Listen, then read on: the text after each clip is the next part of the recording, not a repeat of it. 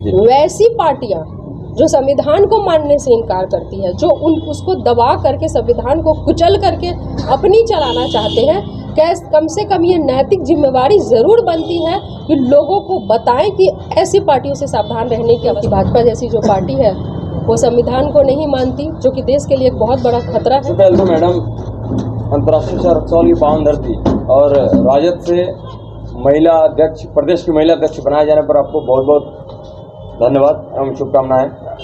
क्या कहना चाहेंगे मैडम, रक्सौल की पावन धरती पे आने का क्या उद्देश्य है? जी, अभी राष्ट्रीय जनता दल की तरफ से ये निर्णय लिया गया कि 26 तारीख से 2 तारीख तक अभी जो चल रहा है वक्त, उसमें जितने भी बिहार में अनुमंडल हैं उन सभी अनुमंडल में एक कार्यक्रम के माध्यम से लोगों तक अंबेडकर की जो विचारधारा है वो विचारधारा उन तक पहुंचाना, उनके बारे में परिचर्चा करना, तो यही मेन उद्देश्य है। क्योंकि आज का जो वक्त है उसमें कहीं ना कहीं से जो उनके द्वारा लिखित संविधान है उस संविधान का हनन हो रहा है।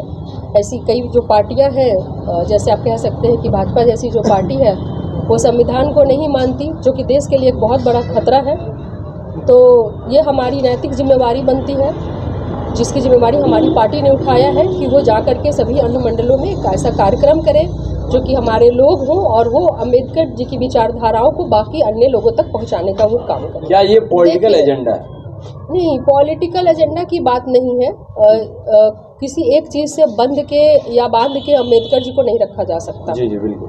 वो तमाम चीज़ों से काफ़ी ऊपर की चीज़ है। वो क्या थे, उनका जीवन, उनका दर्शन, वो आज के युवाओं को भी जानना चाहिए, पढ़ना चाहिए उनके बारे में कि जो ताकत हमें संविधान ने दी, जो अधिकार हमें संविधान ने दिए, अगर वो नहीं होता तो शायद आपको हमको वोट डालने का अधिकार नहीं होता, कानून जैसी कोई चीज़ नहीं होती। तो वो तो सबसे ऊपर है, तो इसको किसी पॉलिटिकल एजेंडा से नहीं दिखे। लेकिन वैसी पार्टियां जो संविधान को मानने से इनकार करती है, जो उसको दबा करके संविधान को कुचल करके अपनी चलाना चाहते हैं, कम से कम ये नैतिक जिम्मेवारी ज़रूर बनती है कि लोगों को बताएं कि ऐसी पार्टियों से सावधान रहने की आवश्यकता है। और निश्चित तौर पे अगर व्यक्ति अवेयर होंगे, जानेंगे, समझेंगे, वो जानते हैं, पर कहीं ना कहीं से उन्हें एक भय दिखाया जाता है, एक डर दिखाया जाता है। जैसे आप मीडिया के साथ भी जो हुआ, आप जैसे देखेंगे कि बीबीसी ने एक डॉक्यूमेंट्री क्या दिखा दी गुजरात के ऊपर, उनके यहाँ पर छापे पड़ने शुरू हो गए।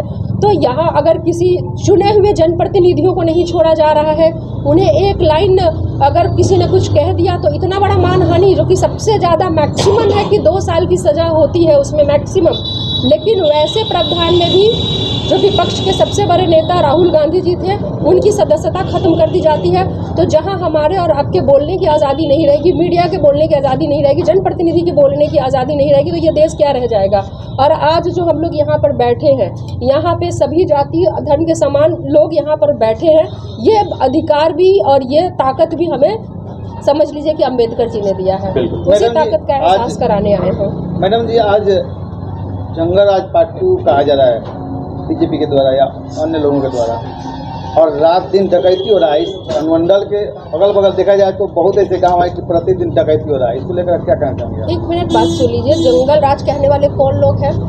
जो 17 सालों से सत्ता में बैठे थे, तो क्या इससे पहले क्राइम नहीं हो रहा था? क्या लगातार लूटपाट की घटनाएं नहीं घट रही थी? क्या मर्डर नहीं हो रहे थे? क्या क्राइम नहीं हो रही थी?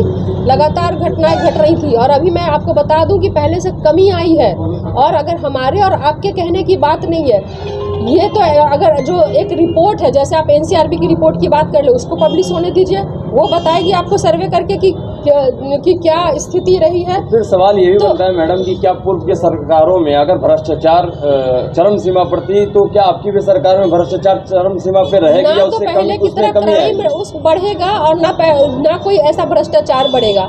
ये जो सरकार है, जहाँ पे कि नीतीश कुमार जी एक घुटन महसूस कर रहे थे, छटपटा रहे थे, उन्हें लग रहा था कि वो एक ऐसे गठबंधन में है जहाँ पे बिहार खतरे में है, फिर उन्होंने उससे दूर रहने का निर्णय लिया और आज एक सही गठबंधन में आए हैं। उससे निश्चित तौर पे आज की जो सरकार है, और जिसमें कि भाई सभी जानते हैं, जो नीतीश कुमार जी का जो डेवलपमेंट का मॉडल रहा, आज आप देखेंगे कि कोई भी जिला हो, आज पटना पहुँचने में 4 घंटे से ज़्यादा का वक्त नहीं लगता है। तो उनके उस डेवलपमेंट से आप भी इनकार नहीं कर सकते हैं। उनके साथ एक ताकत और जुड़ी, माननीय उप मुख्यमंत्री के रूप में तेजस्वी प्रसाद यादव जी का, उनका सपना है या जो वो बिहार को देखना चाहते हैं, देना चाहते हैं, वो युवाओं को लेकर के है, बिहार के भविष्य को लेकर के है। निश्चित तौर पे आप देखेंगे कि एक बेहतर बिहार लोगों को नजर आ भी रहा है और होगा भी। अच्छा मैडम, आपका रक्सौल में कौन कौन सा प्रोग्राम है और कब कब है? नहीं, रक्सौल में हमारा कल का है और कल का ही प्रोग्राम है, जिसमें कि अम्बेडकर परिचर्चा ही हम लोगों का मूल उद्देश्य है। मैडम तो इतनी बड़ी तादाद में रक्सौल में डकैती हुई है, उसके बारे में आपका प्रोग्राम नहीं है, क्यों? मुझे पार्टी ने जिस चीज़ के लिए भेजा है जी। मैं उस पर बात करूंगी। यहाँ की पुलिस है, यहाँ की प्रशासन है जो अपना काम कर रही है। निश्चित तौर पे छानबीन हुए होंगे हर चीज़ के लिए। यहाँ पे तो है ना भाई, पुलिस से ऊपर हम बीजेपी नहीं है नहीं, जो आ करके, लेकिन अभी सत्ताधारी पार्टी मैं वही बता रही हूँ ना कि हम बीजेपी नहीं है जो कि अपना